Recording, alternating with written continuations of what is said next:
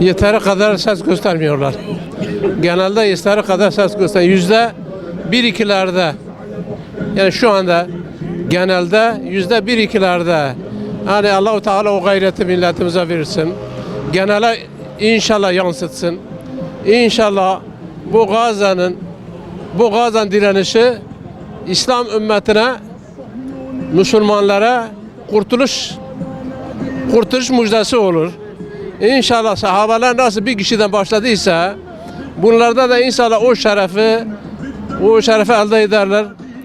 O şerefle yaşatırlar. O şerefle yaşarlar. Boykot yapmaya devam edelim. Boykot bizim en temel kuralımız olsun. En temel. Yani boykot yeteri kadar yapılmıyor. Gazze unutuldu. Ateşkes yapıldığından itibaren Gazze unutuldu. Gazze'yi unutmamamız lazım.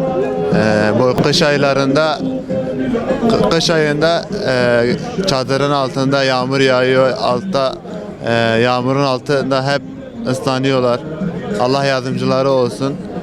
Yardım için uğraşmamız lazım. Bütün Müslüman kardeşlerimi de yardım için elinden geleni yerine getirmesini istiyorum. Yani benim söyleyeceğim şudur. Hani biz burada evet dediği gibi hanımefendinin de üşümüyoruz. Yani destek görüyoruz. Onların da aynı zamanda orada destek görmesini istiyoruz. Bir an önce artık şu savaşın durdurulması ve nasıl diyeyim? Ya artık herkesin rahata kavuşmasını istiyoruz. Onların da artık üzülmesini istemiyoruz. Ve bunlar için bütün ellerinden gelen desteklerin hepsinin yapılmasını istiyoruz. Teşekkür ederim. Boykot yani çok azalmış. Boykot ya şu anda hemen boykot sürekli olmalıdır. Gazze'yi unutmamalıyız. Gazze bizim yani bir dünyanın zulmü oluyor. Seyreden de ortaktır. İmkan dahilinde müdahale vardır. Bizim dinimizde seyretme yok.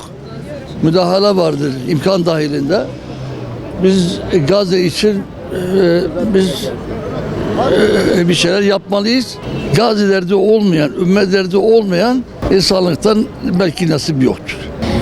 Gazze için biz burada rahatız, üşümüyoruz.